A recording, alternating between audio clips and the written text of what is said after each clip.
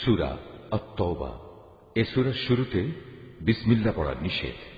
হে মুসলমানরা, মুশরিকদের সাথে তোমরা যে সন্ধি চুক্তি সম্পাদন করে রেখেছিলে, আল্লাহ তাআলা ও তার রাসূলের পক্ষ থেকে তোমাদের তা থেকে অব্যাহতি রয়েছে। অতএব হে মুশরিকরা, তোমরা আরো 4 মাস পর্যন্ত এ পবিত্র ভূখণ্ডে চলাফেরা করে নাও এবং জেনে রেখো তোমরা কখনো আল্লাহ তাআলার ফয়সালা থেকে পালাতে পারবে না। তবে আল্লাহ তাআলা অবশ্যই কাফেরদের অপমানিত করবেন। আজ মহান হজের এদিনে দুনিয়ার মানুষের প্রতি আল্লাহ তাআলা ও তার রাসূলের ঘোষণা এই যে আল্লাহ তাআলা মুশরিকদের সাথে চুক্তির বাধ্যবাধকতা থেকে মুক্ত এবং মুক্ত তার রাসূলও।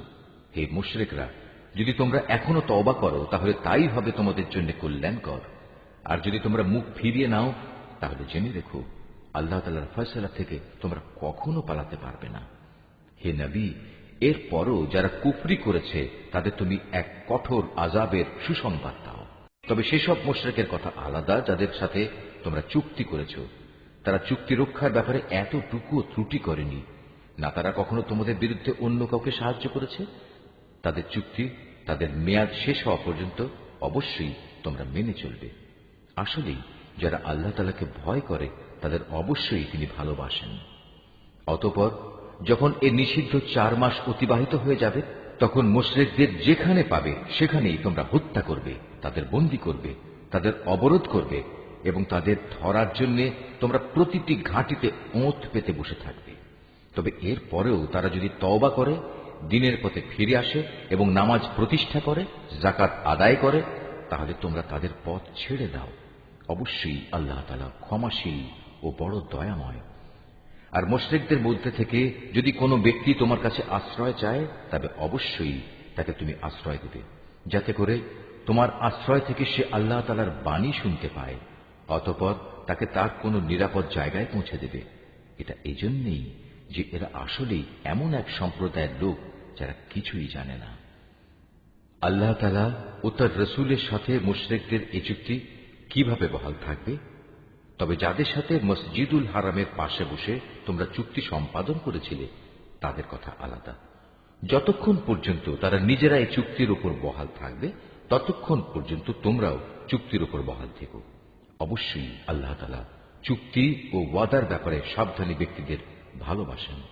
কিভাবে তোমরা তাদের বিশ্বাস করবে? এরা যদি কখনো তোমাদের উপর জয়লাভ করে, তাহলে তারা যেমনি আত্মীয়তার বন্ধনের তোয়াক্কা করবে না, তেমনি চুক্তির মর্যাদাও দেবে না। তারা শুধু মুখের কথা দিয়ে তোমাদের খুশি রাখার চেষ্টা করে, কিন্তু তাদের অন্তরগুলো সেসব কথা কিছুতেই মেনে নেয় না। মূলত এদের অধিকাংশ ব্যক্তি হচ্ছে ফাসিক। এরা আল্লাহ তাআলার আয়াতসমূহ সামান্য কিছু বৈষয়িক মূল্যের বিনিময়ে বিক্রি করে দিয়েছে এবং মানুষকে আল্লাহ তাআলার পথ থেকে দূরে রেখেছে। নিশ্চয়ই এটা খুব জঘন্য কাজ যা তারা প্রতিনিয়ত করে যাচ্ছে। কোন ঈমানদার লোকের ব্যাপারে এরা যেমন আত্মীয়তার ধার ধারে না, তেমনি কোন অঙ্গীকারের মর্যাদাও এরা রক্ষা করে না। মূলত এরা হচ্ছে সীমা লঙ্ঘনকারী। এ সত্ত্বেও যদি তারা তওবা করে, নামাজ প্রতিষ্ঠা করে, যাকাত আদায় করে, তাহলে তারা হবে তোমাদেরই দ্বীনী ভাই। আমি সেসব মানুষের কাছে আমার আয়াতসমূহ স্পষ্ট করে বর্ণনা করি যারা সত্য মিথ্যার তারতম্য বুঝতে পারে। তারা যদি তাদের প্রতিশ্রুতি দেওয়ার পরও তাদের সম্পাদিত চুক্তি ভঙ্গ করে এবং ক্রমাগত তোমাদের দ্বীন সম্পর্কে বিদ্রূপ করতে থাকে, তাহলে তোমরা কাফের সর্দারদের বিরুদ্ধে যুদ্ধ ঘোষণা করো, কেননা তাদের জন্য তখন আর কোনো চুক্তি বহাল নেই। এর ফলে আশা করা যায় তারা তাদের মন্দ কাজগুলো থেকে বিরত থাকবে। তোমরা কি এমন একটি দলের বিরুদ্ধে যুদ্ধ করবে না যারা বারবার নিজেদের অঙ্গীকার ভঙ্গ করেছে, যারা আল্লাহ তাআলার রাসূলকে স্বদেশ থেকে বের করার সংকল্প করেছে এবং তারাই তো প্রথম তোমাদের উপর হামলা শুরু করেছে? তোমরা কি সত্যি তাদের ভয় করো? অথচ যদি তোমরা মুমিন হও, তাহলে তোমাদের আল্লাহ তাআলাকে সবচেয়ে বেশি ভয় করা উচিত। তোমরা তাদের সাথে লড়াই করো। আল্লাহ তাআলা আসলে তোমাদের হাত দিয়েই ওদের শাস্তি দেবেন এবং তিনি এভাবেই তাদের অপমানিত করবেন। তাদের উপর বিজয় দিয়ে তিনি তোমাদের সাহায্য করবেন এবং এভাবে তিনি মুমিন সম্প্রদায়ের মনকেও প্রশান্ত করে দেবেন। তিনি এর দ্বারা তাদের দিলের ক্ষোভ বিদূরিত করে দেবেন। তিনি যাকে চাইবেন তার প্রতি ক্ষমা পরবশ হবেন। আল্লাহ তাআলা সব কিছুই জানেন এবং তিনি হচ্ছেন সুবিজ্ঞ কুশলী। তোমরা কি একথা মনে করে নিয়েছ তোমাদের এমনি এমনিই ছেড়ে দেওয়া হবে? অথচ এখনো আল্লাহ তাআলা ভালো করে পরখ করে নেননি যে তোমাদের মাঝে কারা আল্লাহর পথে জিহাদ করেছে আর কারা আল্লাহ তাআলা তার রাসূল ও মুমিনদের ছাড়া অন্য কাউকে বন্ধু হিসেবে গ্রহণ করেছে। বস্তুত তোমরা যা কিছু করো না কেন আল্লাহ তাআলা সে সম্পর্কে সম্যক অবগত রয়েছেন। মুশরিকরা যখন নিজেরাই নিজেদের কুফরির কথা স্বীকার করছে তখন তারা আল্লাহ তাআলার মসজিদ আবাদ করবে, এটা তো হতেই পারে না। মূলত এরা হচ্ছে সেসব লোক যাদের যাবতীয় কর্মকাণ্ড আগেই বরবাদ হয়ে গেছে এবং চিরকাল তাই এদের দোজখের আগুনেই কাটাতে হবে। আল্লাহ তাআলার ঘর মসজিদ তো আবাদ করবে তারা যারা আল্লাহ তাআলা ও পরকালের উপর ঈমান আনে, নামাজ প্রতিষ্ঠা করে, যাকাত আদায় করে আর আল্লাহ তাআলা ছাড়া কাউকেই তারা ভয় করে না। এদের ব্যাপারেই আশা করা যায় এরা হেদায়েত প্রাপ্ত মানুষের অন্তর্ভুক্ত হবে। তোমরা কি হজের মৌসুমে হাজিদের পানি পান করানো ও কাবা ঘরের খেদমত করাকে সে ব্যক্তির কাজের সমপর্যায়ের মনে করো? যে ব্যক্তি আল্লাহ তাআলার উপর ঈমান এনেছে, পরকালের উপর ঈমান এনেছে এবং আল্লাহ তাআলার রাস্তায় জিহাদ করেছে, এরা কখনো আল্লাহর কাছে সমান মর্যাদার নয়। আল্লাহ তাআলা কখনো জালেমদের সঠিক পথ দেখান না। যারা আল্লাহ তাআলার উপর ঈমান এনেছে তাঁরই সন্তুষ্টির জন্য হিজরত করেছে এবং আল্লাহ তাআলার পথে তাদের জান মাল দিয়ে জিহাদ করেছে, তাদের মর্যাদা আল্লাহ তাআলার কাছে সবার চাইতে বড় এবং এ ধরনের লোকেরাই পরিণামে সফল কাম হবে। তাদের মালিক তাদের জন্য নিজ তরফ থেকে দয়া, সন্তুষ্টি ও এমন এক সুরম্য জান্নাতের সুসংবাদ দিচ্ছেন যেখানে তাদের জন্য চিরস্থায়ী নিয়ামতের সামগ্রীসমূহ সাজানো রয়েছে। সেখানে তারা হবে চিরস্থায়ী। নিশ্চয়ই আল্লাহ তাআলার কাছে মোমেনদের জন্য মহাপুরস্কার সংরক্ষিত রয়েছে। হে ঈমানদার ব্যক্তিরা, যদি তোমাদের পিতা ও ভাই কখনো ঈমানের উপর কুফরিকেই বেশি ভালোবাসে তাহলে তোমরা এমন লোকদের কখনো বন্ধুরূপে গ্রহণ করো না। তোমাদের মধ্যে যারা এ ধরনের লোকদের নিজেদের বন্ধু হিসেবে গ্রহণ করে তারা হচ্ছে সুস্পষ্ট জালেম। হে নবী, বলো, যদি তোমাদের পিতা, তোমাদের ভাই, তোমাদের পরিবার পরিজন ও তোমাদের অর্জিত ধন সম্পদ এবং ব্যবসা বাণিজ্য যা অচল হয়ে যাবে বলে তোমরা ভয় করো, তোমাদের বাড়িঘর সমূহ যা তোমরা একান্তভাবে কামনা করো, এগুলো যদি তোমরা আল্লাহ তাআলা, তার রাসূল ও তার পথে জিহাদ করার চাইতে বেশি ভালোবাসো তাহলে তোমরা আল্লাহ তাআলার পক্ষ থেকে তার আযাবের ঘোষণা আসা পর্যন্ত অপেক্ষা করো। জেনে রেখো, আল্লাহ তাআলা কখনো ফাসিক সম্প্রদায়কে হেদায়েত করেন না। আল্লাহ তাআলা তো বহু জায়গায় তোমাদের সাহায্য করেছেন। বিশেষ করে হুনাইনের দিনে যে সাহায্য করেছেন তা স্মরণ করো। সেদিন যখন তোমাদের সংখ্যাধিক্য তোমাদের উৎফুল্ল করে দিয়েছিল, অথচ সংখ্যার এই বিপুলতা তোমাদের সেদিন কোনোই কাজে আসেনি। জমিন তার বিশালতা সত্ত্বেও তোমাদের উপর সংকুচিত হয়ে পড়েছিল। অতঃপর তোমরা একসময় ময়দান ছেড়ে পৃষ্ঠ প্রদর্শন করে পালিয়েও গেলে। অতঃপর আল্লাহ তাআলা তার রাসূল ও ময়দানে অটল হয়ে থাকা মুমিনদের উপর তার প্রশান্তি নাজিল করলেন। ময়দানে তিনি এমন এক লস্কর বাহিনী পাঠালেন যাদের সেদিন তোমরা দেখতে পাওনি, এবং তাদের দিয়ে তিনি কাফিরদের এক চরম শাস্তি দিলেন। যারা আল্লাহকে অস্বীকার করে এ হচ্ছে তাদের যথাযথ পাওনা। এরপরেও আল্লাহ তাআলা যাকে ইচ্ছা তাকে ক্ষমা করে দেন। আল্লাহ তাআলা ক্ষমাশীল ও পরম দয়ালু। ও হে মানুষ, তোমরা যারা আল্লাহ তাআলার উপর ঈমান এনেছ, জেনে রেখো মুশরিকরা হচ্ছে চিন্তা ও আদর্শের দিক থেকে অপবিত্র।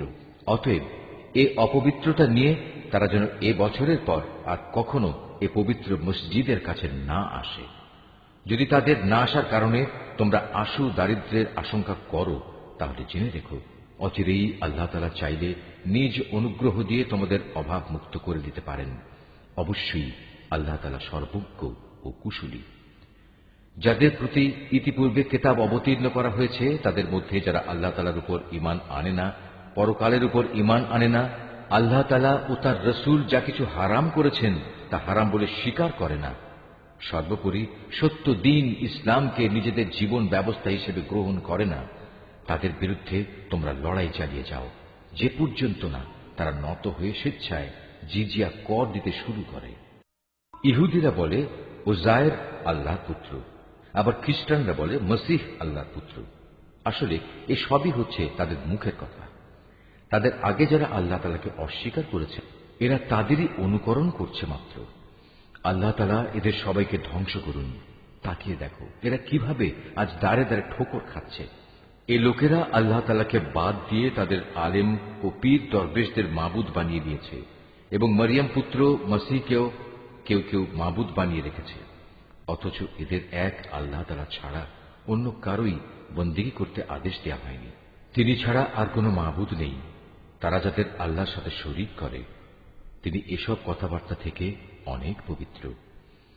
এ মূর্খ লোকেরা তাদের মুখের এক ফুৎকার দিয়ে আল্লাহর দ্বীনের মশাল নিভিয়ে দিতে চায়, কিন্তু আল্লাহ তাআলা তাঁর আলোর পূর্ণ বিকাশ ছাড়া অন্য কিছুই চান না, যদিও কাফেরদের কাছে এটা খুবই অপ্রীতিকর। তিনিই মহান আল্লাহ, যিনি তোমাদের কাছে সুস্পষ্ট হেদায়েত ও সঠিক জীবন বিধান সহকারে তার রাসূলকে পাঠিয়েছেন, যেন সে এই জীবন ব্যবস্থাকে দুনিয়ার সব কয়টি বিধানের উপর বিজয়ী করে দিতে পারে।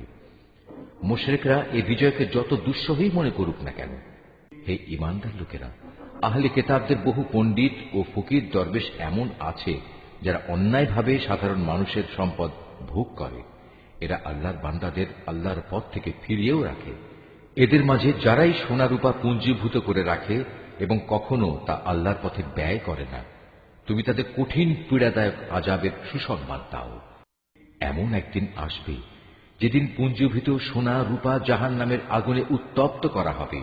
অতঃপর তা দিয়ে যারা এগুলো জমা করে রেখেছিল তাদের কপালে, তাদের পার্শ্বে ও তাদের পিঠে চিহ্ন এঁকে দেওয়া হবে এবং তাদের উদ্দেশ্য করে বলা হবে, এ হচ্ছে তোমাদের সে সম্পদ যা তোমরা নিজেদের জন্য জমা করে রেখেছিলে। অতএব যা কিছু সেদিন তোমরা জমা করেছিলে আজ তার স্বাদ গ্রহণ করো। আসমান সমূহ ও পৃথিবী সৃষ্টির দিন থেকেই আল্লাহ তাআলার বিধানে মাসের সংখ্যা লেখা ছিল 12টি। এই 12টির মধ্যে 4টি হচ্ছে যুদ্ধ বিগ্রহের জন্য নিষিদ্ধ মাস। এটা আল্লাহর প্রণীত নির্ভুল ব্যবস্থা। অতএব তার ভিতরে হানাহানি করে তোমরা নিজেদের উপর জুলুম করো না। তোমরা যখন মুশরিকদের সাথে যুদ্ধ করবে তখন সবাই একসাথে মিলিত হয়ে তাদের মোকাবেলা করবে, যেমনি ভাবে তারাও একসাথে তোমাদের বিরুদ্ধে লড়াই করছে। জেনে রেখো, যারা আল্লাহ তাআলাকে ভয় করে আল্লাহ তাআলা অবশ্যই তাদের সাথে রয়েছেন। নিষিদ্ধ মাসকে হীন ও স্বার্থে মুলতবি করা কিংবা তা আগপাচ করা তো কুফরির মাত্রায় বৃদ্ধি করে। এর ফলে কাফেরদের আরো বেশি গোমরাহিতে নিমজ্জিত করে দেয়া হয়। এই লোকেরা এক বছর কোনো মাসকে নিজেদের প্রয়োজনে হালাল করে নেয়, আবার পরবর্তী কোনো বছরে সে মাসকে তারা হারাম বানিয়ে নেয়, যেন এভাবে আল্লাহ তাআলা যে মাসগুলো হারাম করেছেন তার সংখ্যাও পূরণ হয়ে যায়। আবার আল্লাহ তাআলা যা হারাম করেছেন তাও মাঝে মাঝে হালাল হয়ে যায়। বস্তুত তাদের অন্যায় কাজগুলো এভাবেই তাদের কাছে শোভনীয় করে দেয়া হয়েছে। আর আল্লাহ তাআলা কখনো কাফের সম্প্রদায়কে সঠিক পথের দিশা দেন না। ওহে মানুষ, তোমরা যারা আল্লাহ তাআলার উপর ঈমান এনেছ, এ কি হলো তোমাদের? যখন তোমাদের আল্লাহ তাআলার পথে কোনো অভিযানে বের হতে বলা হয় তখন তোমরা জমিন আঁকড়ে ধরো। তোমরা কি আখিরাতের সমৃদ্ধির তুলনায় এ দুনিয়ার জীবন কি বেশি ভালোবাসো? অথচ পরকালের মানদণ্ডে দুনিয়ার জীবনের এ ভোগের উপকরণ নিতান্তই কম। তোমরা যদি কোনো অভিযানে বের না হও তাহলে এ অবাধ্যতার জন্য তিনি তোমাদের কঠিন শাস্তি দেবেন এবং তোমাদের অন্য এক জাতি দ্বারা বদল করে দেবেন। তোমরা কিন্তু তার কোনোই অনিষ্ট সাধন করতে পারবে না, কারণ তিনি সব কিছুর উপর ক্ষমতাবান। হে মুমিনরা, তোমরা যদি তাকে এ কাজে সাহায্য না করো তাহলে আল্লাহ তাআলাই তাকে সাহায্য করবেন। আল্লাহ তাআলা তখনও তাকে সাহায্য করেছিলেন যখন কাফেররা তাকে তার ভিটে বাড়ি থেকে বের করে দিয়েছিল, বিশেষ করে যখন সে নবী ছিল মাত্র দুজনের মধ্যে একজন, তাও আবার তারা দুজন ছিল অন্ধকার এক গুহার মধ্যে। সে নবী যখন তার সাথীকে বলছিল, কোনো দুশ্চিন্তা করো না, আল্লাহ তাআলা আমাদের সাথেই আছেন। অতঃপর আল্লাহ তাআলা তার উপর তাঁর প্রশান্তি নাজিল করে তাকে সাহায্য করলেন এবং এমন এক বাহিনী দ্বারা তাকে শক্তি যোগালেন যাদের তোমরা সেদিন দেখতে পাওনি। এবং যারা আল্লাহ তাআলাকে অমান্য করেছে আল্লাহ তাআলা তাদের ধৃষ্টতামূলক বক্তব্য নিচু করে দিলেন এবং আল্লাহ তাআলার কথাই উপরে থাকল। আল্লাহ তাআলা পরাক্রমশালী ও প্রবল প্রজ্ঞাময়। তোমরা অভিযানে বের হয়ে পড়ো, কম রণসম্ভারে হোক কিংবা বেশি হোক, এবং জিহাদ করো আল্লাহ তাআলার পথে নিজেদের জান দিয়ে, মাল দিয়ে। এটাই তোমাদের জন্য উত্তম। কত ভালো হতো যদি তোমরা বুঝতে পারতে।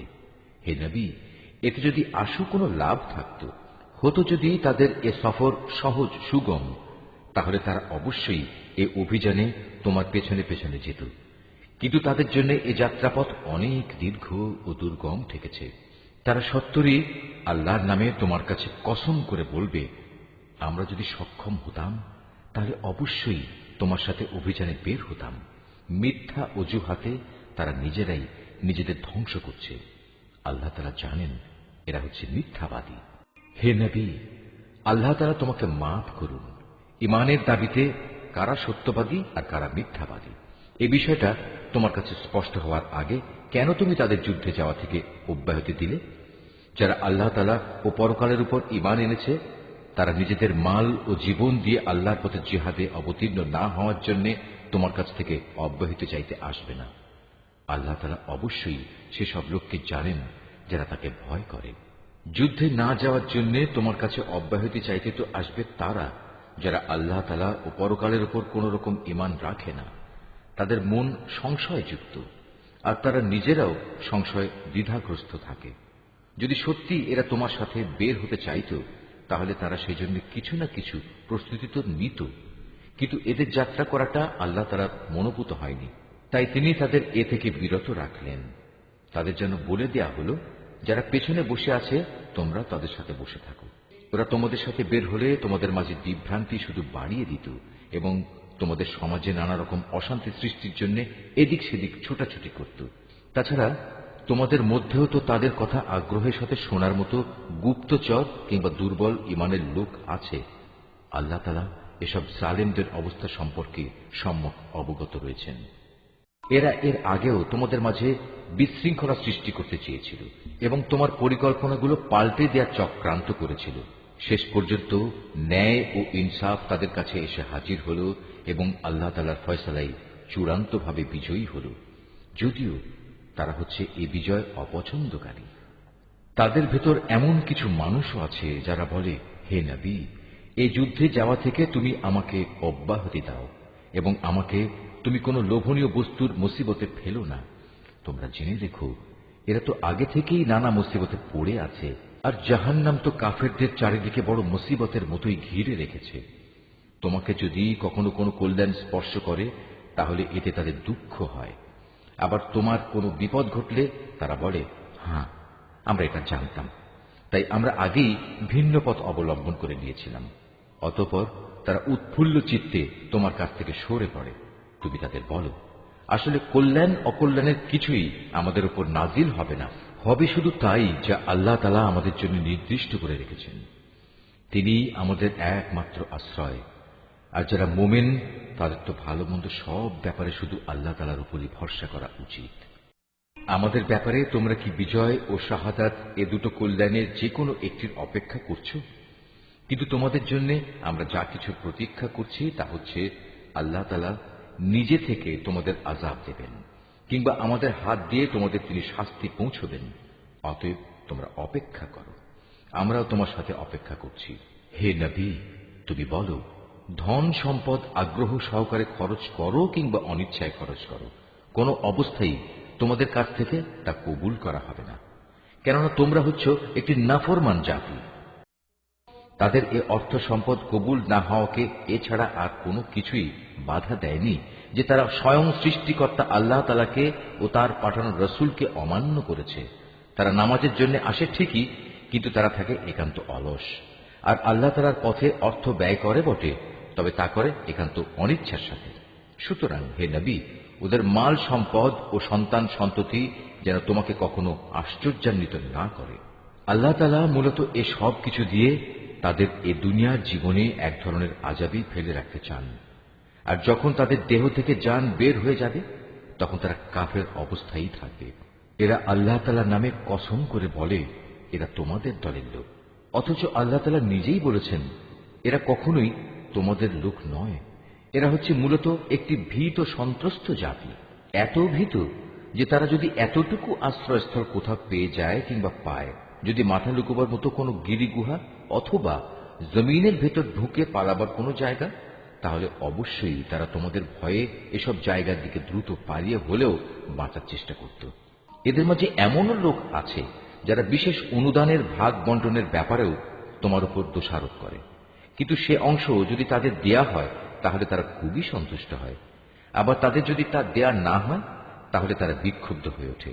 যদি তারা এর উপর সন্তুষ্ট হতো যা আল্লাহ তাআলা ও তার রসূল তাদের দিয়েছেন তাহলে তা কতই না ভালো হতো। সে অবস্থায় তারা বলতো, আল্লাহ তাআলাই আমাদের জন্য যথেষ্ট, অচিরেই আল্লাহ তাআলা তার অনন্ত ভাণ্ডার থেকে আমাদের অনেক দেবেন এবং তার রসূলও আমাদের অনেক দান করবেন। আমরা তো আল্লাহ সন্তুষ্টির দিকেই তাকিয়ে আছি। এসব সাদাকা যাকাতের অর্থ হচ্ছে ফকির মিসকিনদের জন্য, এ ব্যবস্থার আওতাধীন কর্মচারীদের জন্য, যাদের অন্তঃকরণ দ্বীনের প্রতি অনুরাগী করা প্রয়োজন তাদের জন্য, কোন ব্যক্তিকে গোলামির বন্ধন থেকে আজাদ করার জন্য, ঋণগ্রস্ত ব্যক্তির ঋণ মুক্তির জন্য, আল্লাহ তাআলার পথে সংগ্রামী ও মুসাফিরদের জন্য এই সাদকার অর্থ ব্যয় করতে হবে। এটা আল্লাহ তাআলার নির্ধারিত ফরজ। নিঃসন্দেহে আল্লাহ তাআলা সব কিছু জানেন এবং তিনিই হচ্ছেন বিজ্ঞ কুশলী। তাদের মধ্যে এমন কিছু লোক আছে যারা আল্লাহর নবীকে কষ্ট দেয়। তারা বলে, এ ব্যক্তি কান কথায় বিশ্বাস করে। হে নবী, তুমি তাদের বলো, তার কান তাই শুনে যা তোমাদের জন্য কল্যাণকর। সে আল্লাহ তাআলাকে বিশ্বাস করে, মোমেনদের উপর বিশ্বাস রাখে। তোমাদের মধ্যে যারা ঈমান আনে সে তাদের জন্যও আল্লাহ তাআলার রহমত। যারা আল্লাহর রসূলকে কষ্ট দেয় তাদের জন্য কঠোর শাস্তির ব্যবস্থা রয়েছে। এরা তোমাদের খুশি করার জন্য আল্লাহ তাআলার নামে শপথ করে, অথচ এরা যদি সত্যিকার অর্থে মোমেন হতো তাহলে এরা বুঝত খুশি করার জন্য আল্লাহ তাআলা ও তাঁর রসূলের অধিকার হচ্ছে সবচাইতে বেশি। এ মূর্খ লোকেরা কি একথা জানে না? যদি কোনো ব্যক্তি আল্লাহ তাআলা ও তাঁর রসূলের বিদ্রোহ করে তবে তার জন্য রয়েছে জাহান্নামের আগুন, সেখানে সে চিরকাল থাকবে, আর তা হচ্ছে তার জন্য চরম লাঞ্ছনা। এ মুনাফিকরা আশঙ্কা করে তোমাদের উপর এমন কোন সূরা নাজিল হয়ে পড়ে কিনা যা তাদের মনের ভেতরে লুকিয়ে থাকা সব কিছু ফাঁস করে দেবে। হে নবী, তুমি এদের বলো, হ্যাঁ, যদ্দূর পারো তোমরা বিদ্রুপ করে নাও, অবশ্যই আল্লাহ তাআলা এমন কিছু নাজিল করবেন যাতে তিনি সব কিছু ফাঁস করে দেবেন যার তোমরা আশঙ্কা করছো। তুমি যদি তাদের কিছু জিজ্ঞেস করো তারা বলবে, না, আমরা তো একটু কথাবার্তা ও হাসি কৌতুক করছিলাম মাত্র। তুমি তাদের বলো, তোমরা কি আল্লাহ তাআলা তার আয়াতসমূহ ও তার রসূলকে বিদ্রুপ করছিলে? হে কাফেররা, তোমরা দোষ ছড়ানোর চেষ্টা করো না। একবার ঈমান আনার পর তোমরাই পুনরায় কাফের হয়ে গিয়েছিলে। আমি যদি তোমাদের এক দলকে তাদের ঈমানের কারণে ক্ষমা করে দিতে পারি তাহলে আরেক দলকে পুনরায় কুফরিতে ফিরে যাবার জন্য ভয়াবহ শাস্তিও দিতে পারি, কারণ এ শেষের দলের লোকেরা ছিল জঘন্য অপরাধী। মুনাফিক পুরুষ ও মুনাফিক নারী এরা স্বভাব চরিত্রে একে অপরের মতোই। তারা উভয়ই মানুষদের অসৎ কাজের আদেশ দেয় ও সৎ কাজ থেকে বিরত রাখে এবং আল্লাহ তাআলার পথে খরচ করা থেকে উভয়ই নিজেদের হাত বন্ধ করে রাখে। তারা যেমনি এ দুনিয়ায় আল্লাহ তাআলাকে ভুলে গেছে, আল্লাহ তাআলাও তেমনি আখিরাতে তাদের ভুলে যাবেন। অবশ্য মুনাফিকরা সবাই পাপিষ্ঠ। আল্লাহ তাআলা এ মুনাফিক পুরুষ ও মুনাফিক নারী এবং কাফেরদের জাহান্নামের ভয়াবহ আগুনের প্রতিশ্রুতি দিয়েছেন, যেখানে তারা চিরকাল ধরে জ্বলতে থাকবে। জাহান্নামের এ আগুন হবে তাদের জন্য যথেষ্ট। তাদের উপর আল্লাহ তাআলার গজব নাজিল হোক। ওদের জন্য রয়েছে এক চিরস্থায়ী আযাব। তোমরা ঠিক তাদেরই মতো যারা তোমাদের আগে এখানে প্রতিষ্ঠিত ছিল। তারা শক্তিতে ছিল তোমাদের চাইতে প্রবল, ধন সম্পদ, সন্তান সন্ততি তাদের তোমাদের চাইতে ছিল বেশি। দুনিয়ার যে ভোগ বিলাস তাদের ভাগে ছিল তা তারা ভোগ করে গেছে। অতঃপর তোমাদের ভাগে যা আছে তোমরাও তা ভোগ করে একদিন চলে যাবে। যেমনি করে তোমাদের আগের লোকেরা তাদের যে পরিমাণ ভোগ করা ছিল তা শেষ করে চলে গেছে। তারা যেমন অনর্থক কাজকর্মে ডুবে থাকত, তোমরাও তেমনি অর্থহীন কথাবার্তায় ডুবে আছো। এরা হচ্ছে সেসব লোক দুনিয়া আখেরাতে যাদের কর্মফল বিনষ্ট হয়ে গেছে, আর সত্যিকার অর্থে এরাই হচ্ছে নিদারুণভাবে ক্ষতিগ্রস্ত। এদের কাছে কি আগের লোকদের খবর পৌঁছেনি? নুহের জাতির, আদ জাতির, সামুদ জাতির কীর্তিকলা, ইব্রাহিম, মাদিয়ানবাসী নবী ও সে বিধ্বংস জনবসতির কথা কি এদের কাছে কেউ বলেনি? এ সব কয়টি জাতির মানুষের কাছে তাদের রসুলরা আল্লাহ তাআলার পক্ষ থেকে সুস্পষ্ট আয়াত নিয়ে এসেছিল। নবী না পাঠিয়ে কাউকে আযাব দেবেন এমন অবিচার তো আল্লাহ তাআলা তাদের উপর কখনো করতে পারেন না। বস্তুত তারা নিজেরাই নিজেদের উপর জুলুম করেছে। অপরদিকে মোমেন পুরুষ ও মোমেন নারীরা হচ্ছে একে অপরের বন্ধু। এরা অন্য মানুষকে ন্যায় কাজের আদেশ দেয়, অন্যায় কাজ থেকে বিরত রাখে। তারা নামাজ প্রতিষ্ঠা করে, যাকাত আদায় করে, জীবনের সব কাজে আল্লাহ তাআলা ও তার রসুলের বিধানের অনুসরণ করে। এরাই হচ্ছে সেসব মানুষ যাদের উপর আল্লাহ তাআলা অচিরেই তার রহমত নাজিল করবেন। অবশ্যই আল্লাহ তাআলা পরাক্রমশালী, কুশলী। এ ধরনের মোমেন পুরুষ ও মোমেন নারীদের আল্লাহ তাআলা এমন এক সুরম্য জান্নাতের প্রতিশ্রুতি দিচ্ছেন, যার তলদেশ দিয়ে ঝর্ণাধারা প্রবাহমান থাকবে, যেখানে তারা চিরদিন অবস্থান করবে। চিরস্থায়ী জান্নাতে তাদের জন্য সুন্দর সুন্দর বাসস্থানের ব্যবস্থা থাকবে। সেদিনের সবচেয়ে বড় নিয়ামত হবে বান্দার প্রতি আল্লাহ তাআলার সন্তোষ। এটাই হবে সেদিনের সবচেয়ে বড় সাফল্য। হে নবী, কাফের ও মুনাফিকদের বিরুদ্ধে জিহাদে অবতীর্ণ হও, ওদের প্রতি কঠোরতা অবলম্বন করো, কেননা এদের চূড়ান্ত আবাসস্থল হবে জাহান্নাম। এটি বড়ই নিকৃষ্ট স্থান। এরা আল্লাহর নামে কসম করে বলে কুফরি শব্দ এরা বলেনি, আসলে এরা কুফরি শব্দ বলেছে এবং তাদের ইসলাম গ্রহণের পরেই তারা তা অস্বীকার করেছে। এরা এমন এক কাজে সংকল্প করেছিল যা তারা করতে পারেনি। এর পরেও তাদের প্রতিশোধ নেয়ার এছাড়া আর কি কারণ থাকতে পারে? আল্লাহ ও তার রসুল নিজ অনুগ্রহ দিয়ে তাদের ধনশালী করে দিয়েছিলেন। এখনো যদি এ লোকেরা আল্লাহ তাআলার কাছে তওবা করে তাহলে এটা তাদের জন্যই ভালো হবে। আর যদি তারা সত্য থেকে মুখ ফিরিয়ে নেয় তাহলে আল্লাহ তাআলা দুনিয়া আখিরাত উভয় স্থানেই তাদের কঠিন আযাব দেবেন এবং উপরন্তু এ জমিনে তারা কখনো কোনো বন্ধু কিংবা সাহায্যকারী পাবে না। ওদের মধ্যে এমন কিছু লোক আছে যারা আল্লাহর সাথে ওয়াদা করেছিল, যদি আল্লাহ তাআলা নিজ অনুগ্রহে আমাদের সম্পদ দান করেন তাহলে আমরা অবশ্যই তার একাংশ আল্লাহর পথে দান করব এবং সত্যি আমরা নেক লোকদের অন্তর্ভুক্ত হয়ে যাব। অতঃপর যখন আল্লাহ তাআলা নিজ অনুগ্রহের ভাণ্ডার থেকে তাদের ধন সম্পদ দান করলেন, তখন তারা দানের বদলে কার্পণ্য করতে শুরু করল এবং আল্লাহ তাআলাকে দেয়া ওয়াদা থেকে তার গোঁড়ামির সাথেই ফিরে এলো। অতঃপর আল্লাহ তাআলা তাদের অন্তরে মুনাফিকি বদ্ধমূল করে দিলেন সেদিন পর্যন্ত যেদিন তারা আল্লাহ তাআলার সাথে সাক্ষাৎ করবে। এটা এ কারণে এরা আল্লাহ তাআলার কাছে যে ওয়াদা করেছিল তা ভঙ্গ করেছে। আসলেই এরা ছিল ভয়ানক মিথ্যাবাদী। এই লোকেরা কি একথা জানত না? তাদের সব গোপন কথা ও সব সলা পরামর্শ সম্পর্কে আল্লাহ তাআলা জানেন এবং যা কিছু অদৃশ্য অদেখা আল্লাহ তাআলা সে সম্পর্কেও বিশেষভাবে অবহিত। আল্লাহ তাআলা তাদের ব্যাপারেও সম্যক অবগত আছেন, যারা সেসব ইমানদার ব্যক্তিদের দোষারোপ করে, যারা আন্তরিক নিষ্ঠা ও আগ্রহের সাথে আল্লাহ তাআলার পথে দান করে এবং যারা দান করার মতো নিজেদের পরিশ্রম লব্ধ সামান্য কিছু সম্পদ ছাড়া কিছুই পায় না। এ সব মুমিনের সাথে মুনাফিকদের এ দলের লোকেরা হাসি ঠাট্টা করে। এই বিদ্রুপকারীদের স্বয়ং আল্লাহ তাআলাও বিদ্রুপ করতে থাকেন। পরকালে তাদের জন্য রয়েছে কঠিন আযাব। হে নবী, এমন লোকদের জন্য তুমি আল্লাহ তাআলার কাছে ক্ষমা প্রার্থনা করো আর না করো, দুটোই সমান। তুমি যদি 70 বারও তাদের জন্য আল্লাহর কাছে মাপ চাও, আল্লাহ তাআলা কখনো তাদের মাফ করবেন না, কেননা এরা জেনে বুঝে আল্লাহ তাআলা ও তার রসুলকে অস্বীকার করেছে। আসলে আল্লাহ তাআলা কখনো নাফরমান লোকদের হেদায়েত করেন না। যারা তাবুকের যুদ্ধে না গিয়ে পেছনে পড়ে থাকলো, তারা এভাবে রসুলের ইচ্ছার বিরুদ্ধে নিজেদের ঘরে বসে থাকতে পেরে খুব খুশি হয়ে গেল। মূলত তারা তাদের জান মাল দিয়ে আল্লাহর পথে জিহাদ করাটা পছন্দ করল না, বরং বলল, এ ভীষণ গরমে তোমরা বাইরে যেও না। হে নবী, তুমি তাদের বলো, জাহান্নামের আগুন তো এর চাইতেও বেশি গরম। কত ভালো হতো এ লোকগুলো যদি এ কথাটা বুঝতে পারত। অতএব এ দুনিয়ায় তাদের কম হাসা উচিত, অন্যথায় কিয়ামতের দিন তাদের বেশি কাঁদতে হবে। তারা যা গুনাহ এখানে অর্জন করেছে তাই হবে তাদের সেদিনের যথার্থ বিনিময়।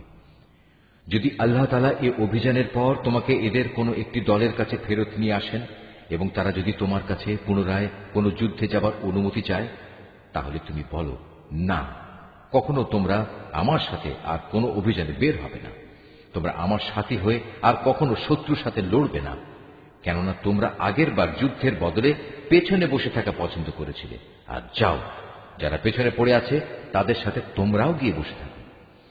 ওদের মধ্যে কোনো লোকের মৃত্যু হলে তুমি কখনো তার জানাজা নামাজ পড়ো না, কখনো তার কবরের পাশে তুমি দাঁড়িও না, কেননা এ ব্যক্তিরা আল্লাহ তাআলা ও তার রাসূলের সাথে কুফরি করেছে। এরা নাফরমান অবস্থায় মরেছে। ওদের ধন সম্পদ ও সন্তান সন্ততি যেন তোমাদের কখনো বিমুগ্ধ করতে না পারে। মূলত আল্লাহ তাআলা এ সব কিছু দিয়ে তাদের দুনিয়ার জীবনে নানা ধরনের শাস্তি দিতে চান, এবং তাদের প্রাণবায়ু একদিন এমন এক অবস্থায় বের হবে যখন তারা পুরোপুরি কাফের থাকবে। যখনই এমন ধরনের কোন সূরা নাজিল হয় যাতে বলা হয় তোমরা আল্লাহর উপর ঈমান আনো এবং তার রাসূলের সাথে মিলে কাফেরদের বিরুদ্ধে জিহাদ করো, তখনই তাদের বিত্তশালী ব্যক্তিরা তোমার কাছে এসে যুদ্ধে না যাওয়ার জন্য অব্যাহতি চায় এবং তারা বলে, হে নবী, আমাদের রেহাই দাও, যারা ঘরে বসে আছে তাদের সাথে আমাদেরও বসে থাকতে দাও। তারা মূলত ঘরে বসে থাকা লোকদের সাথে অবস্থান করাই পছন্দ করে নিয়েছে। তাদের অন্তরে মোহর মেরে দেয়া হয়েছে, ফলে তারা কিছুই বুঝতে পারে না। কিন্তু আল্লাহর রাসূল এবং যারা তার সাথে আল্লাহ তাআলার উপর ঈমান এনেছে তারা সবাই নিজেদের জান মাল দিয়ে আল্লাহর পথে জিহাদ করেছে।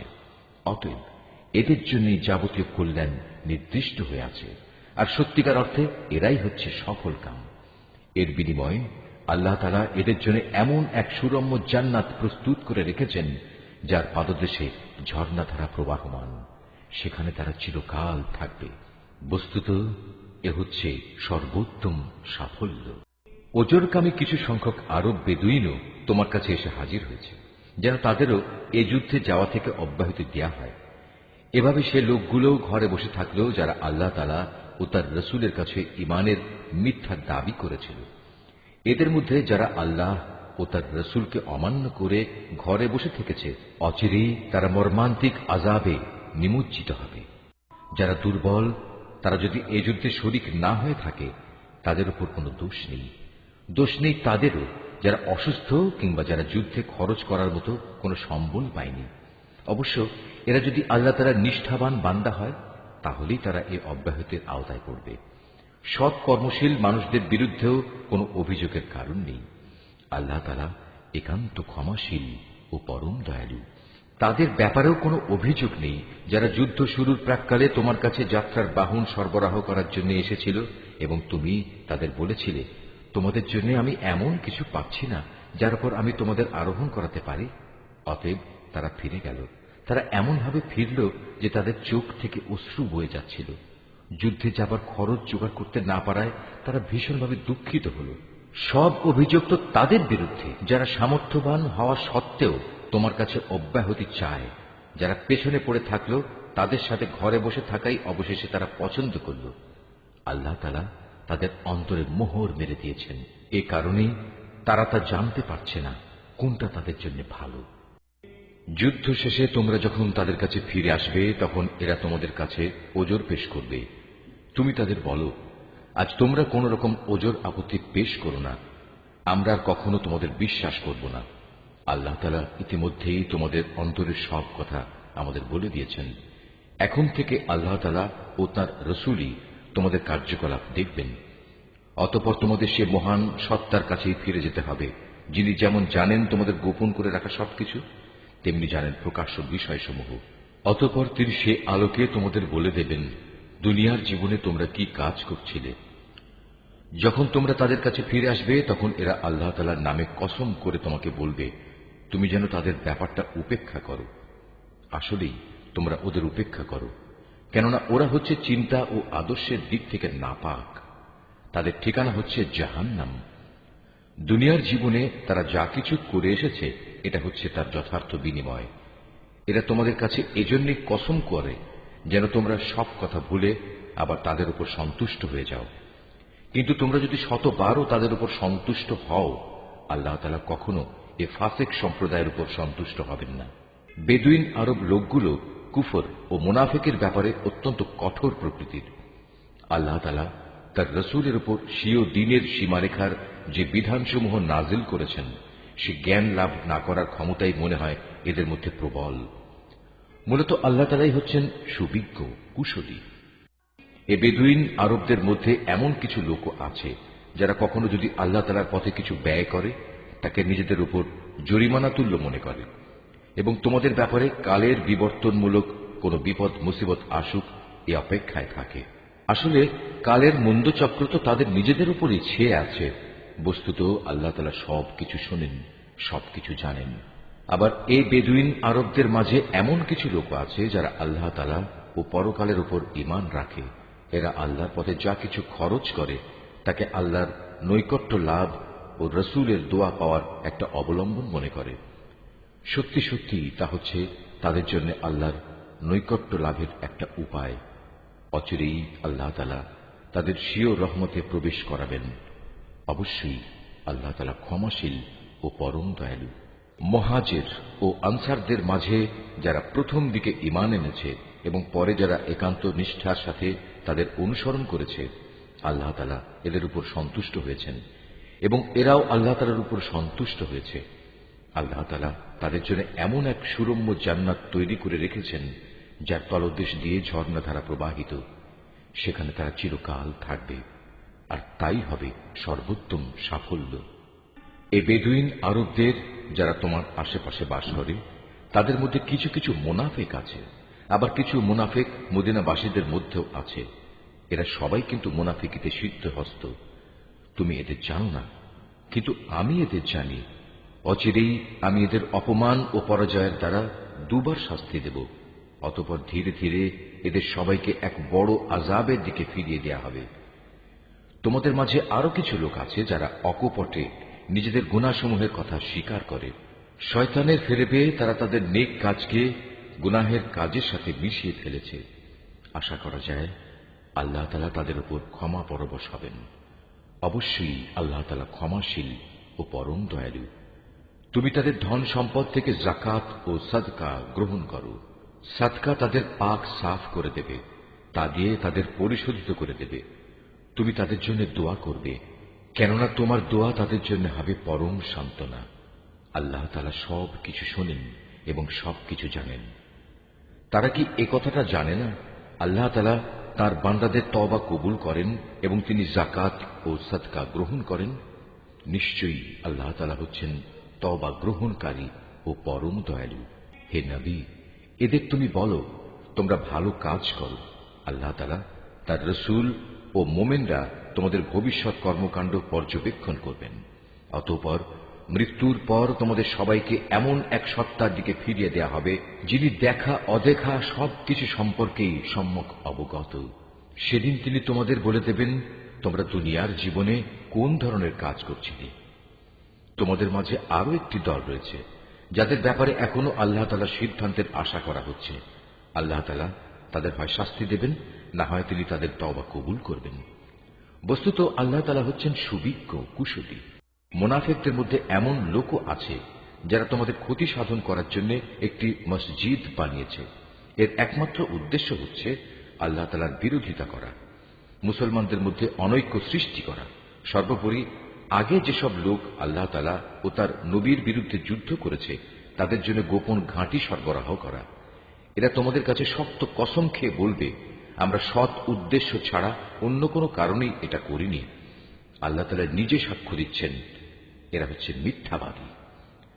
তুমি ইবাদতের উদ্দেশ্যে কখনো সেখানে দাঁড়াবে না। তোমার তো দাঁড়ানো উচিত সেখানে যে মসজিদ প্রথম দিন থেকেই আল্লাহর ভয়ের উপর প্রতিষ্ঠিত হয়েছে। সেখানে এমন কিছু মানুষ আছে যারা ঈমান ও আমলের ক্ষেত্রে নিজেরা সব সময় পাক পবিত্র হওয়া পছন্দ করে, আর আল্লাহ তাআলাও এই পাক সাফ লোকদেরই ভালোবাসেন। যে ব্যক্তি তার ঘরের ভিত্তি স্থাপন করেছে আল্লাহর ভয় ও আল্লাহর সন্তুষ্টির উপর, সে ব্যক্তি উত্তম, না যে ব্যক্তি তার ঘরের ভিত্তি দাঁড় করিয়েছে পতনোন্মুখ একটি গর্তের কিনারায় এবং যা তাকে সহ অচিরেই জাহান্নামের অতল আগুনের খাদে গিয়ে পড়বে। আল্লাহ তাআলা কখনো জালেম সম্প্রদায়কে হেদায়েত দেন না। ওরা যা বানিয়েছে তা হামেশাই তাদের অন্তরে একটি সন্দেহের বীজ হয়ে আটকে থাকবে, যে পর্যন্ত না ওদের অন্তরসমূহ ছিন্ন বিচ্ছিন্ন হয়ে যাবে, ততদিন পর্যন্ত তা অব্যাহত থাকবে। আল্লাহ তাআলা সর্বজ্ঞ ও প্রবল প্রজ্ঞাময়। অবশ্যই আল্লাহ তাআলা মুমিনদের কাছ থেকে জান্নাতের বিনিময়ে তাদের জান ও তাদের মাল খরিদ করে নিয়েছেন। এরা আল্লাহর পথে জিহাদ করে, অতঃপর এ জিহাদে কখনো কাফেরদের তারা হত্যা করে, কখনো আবার শত্রু হাতে তারা নিজেরা নিহত হয়। মুমিনদের সাথে এ খাঁটি ওয়াদা এর আগে তাওরাত এবং ইনজিলেও করা হয়েছিল, আর এখন তা এ কোরআনে করা হচ্ছে। এই ওয়াদা পালন করা আল্লাহ তাআলার নিজস্ব দায়িত্ব, আর আল্লাহর চাইতে কে বেশি ওয়াদা পূরণ করতে পারে? অতএব হে মুমিনরা, তোমরা তাঁর সাথে যে কেনাবেচার কাজটি সম্পন্ন করলে তাতে আনন্দ প্রকাশ করো, এবং এটি হচ্ছে এক মহা সাফল্য। যারা আল্লাহর দরবারে তওবা করে, নিষ্ঠার সাথে তার ইবাদত করে, তার প্রশংসা করে, তার জন্য রোজা রাখে, তার জন্য রুকু সাজদা করে, যারা অন্যদের ভালো কাজের আদেশ দেয় এবং মন্দ কাজ থেকে বিরত রাখে, সর্বোপরি যারা জীবনের সকল পর্যায়ে আল্লাহ তাআলার নির্ধারিত হালাল হারামের সীমা রক্ষা করে চলে, হে নবী, তুমি এ ধরনের সব মুমিনদের জান্নাতের সুসংবাদ দাও। নবী ও তার ঈমানদার সাথীদের জন্য এটা মানায় না যে তারা মুশরিকদের জন্য কখনো মাগফিরাতের দোয়া করবে, এমনকি যদি তারা তাদের ঘনিষ্ঠ আত্মীয় হয়, যখন এটি পরিষ্কার হয়ে গেছে যে তারা আসলেই জাহান্নামের অধিবাসী। ইব্রাহিমের স্বীয় পিতার জন্য মাগফিরাতের ব্যাপারটি একটি ওয়াদা প্রতিপালন ছাড়া আর কিছুই ছিল না, যা সে তার পিতার কাছে আগেই করে রেখেছিল। এ ব্যতিক্রমটা ছিল শুধু তার একার জন্যে, কিন্তু যখন একথা তার সামনে পরিষ্কার হয়ে গেল যে সে অবশ্যই আল্লাহর দুশমন, তখন সে তার সাথে সম্পর্ক ছিন্ন করে ফেলল। অবশ্যই ইব্রাহিম ছিল একজন কোমল হৃদয় ও সহানুভূতিশীল মানুষ।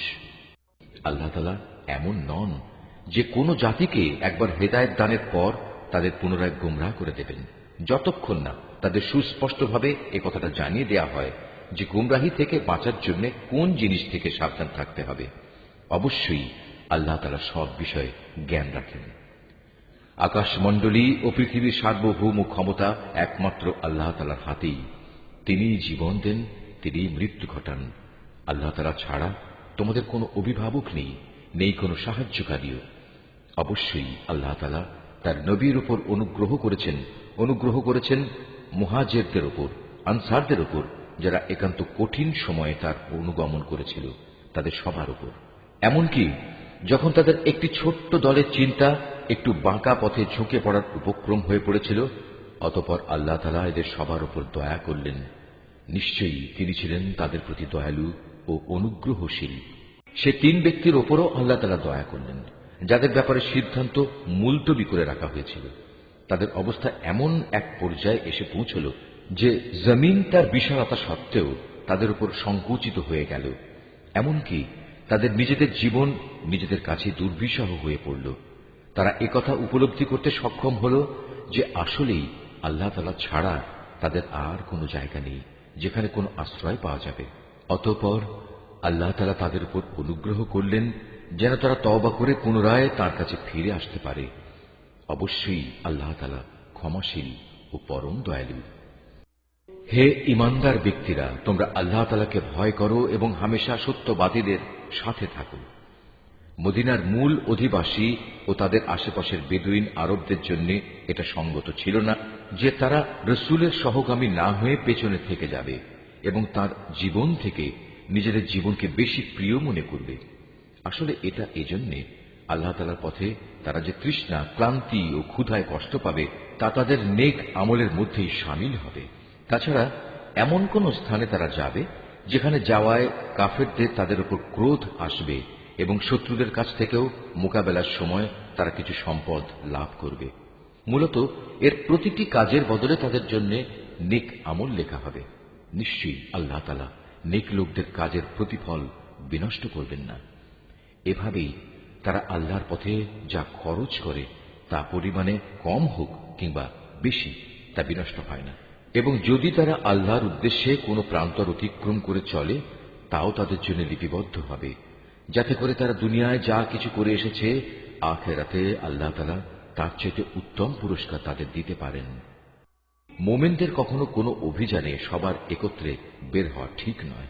তারা এমন কেন করল না যে তাদের প্রত্যেক দল থেকে কিছু কিছু লোক বের হতো এবং দ্বীন সম্পর্কে জ্ঞানানুশীলন করত, অতঃপর যখন তারা অভিযান শেষে নিজ জাতির কাছে ফিরে আসত, তখন তাদের জাতিকে তারা আযাবের ভয় দেখাত। আশা করা যায় এতে তারা সতর্ক হয়ে চলবে। হে ঈমানদার লোকেরা, কাফেরদের মধ্যে যারা তোমাদের সীমান্তের কাছাকাছি রয়েছে তাদের বিরুদ্ধে জিহাদ করো। এমনভাবে জিহাদ করবে যেন তারা তোমাদের মধ্যে কঠোরতা দেখতে পায়। জেনে রেখো, আল্লাহ তাআলা হামেশাই মুত্তাকি লোকদের সাথে রয়েছেন। যখন কোনো নতুন সূরা নাজিল হয়, তখন এদের কিছু লোক এসে বিদ্রূপের ভাষায় জিজ্ঞেস করে, এ সূরা তোমাদের কার কার ঈমান বৃদ্ধি করেছে?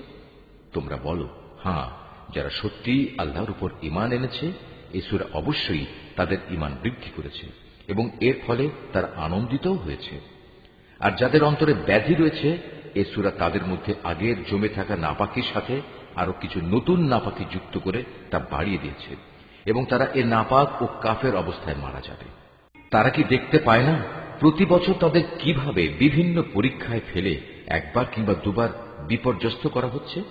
এর পরেও তারা তওবা করে না এবং বিপর্যয় থেকে তারা কোনো শিক্ষাও গ্রহণ করে না। আর যখনই কোনো নতুন সূরা নাজিল হয়, তখন তারা পরস্পর চোখ চাওয়াচাওয়ি করে এবং ইশারায় একে অপরকে জিজ্ঞাসা করে, কেউ কি তোমাদের দেখতে পাচ্ছে? অতঃপর তারা হেদায়েত থেকে ফিরে যায়। আর আল্লাহ তাআলা তাদের অন্তরকে এভাবেই সত্য থেকে ফিরিয়ে দিয়েছেন, কেননা এরা হচ্ছে এমন সম্প্রদায়ের লোক যারা কিছু অনুধাবন করে না। হে মানুষ, তোমাদের কাছে তোমাদেরই মধ্যে থেকে এক রসূল এসেছে। তোমাদের কোন রকম কষ্ট ভোগ তার কাছে দুঃসহ। সে তোমাদের একান্ত কল্যাণকামী। ঈমানদারদের প্রতি সে হচ্ছে স্নেহপরায়ণ ও পরম দয়ালু। এর পরেও যদি এরা এমন কল্যাণকামী একজন রসূলের কাছ থেকে মুখ ফিরিয়ে নেয়, তাহলে তুমি তাদের খোলাখুলি বলে দাও, আল্লাহ তাআলাই আমার জন্য যথেষ্ট। তিনি ছাড়া আর কোনো মাবুদ নেই। সমস্যায় সংকটে আমি তাঁর উপরে ভরসা করি এবং তিনিই হচ্ছেন মহান আরশের একচ্ছত্র অধিপতি।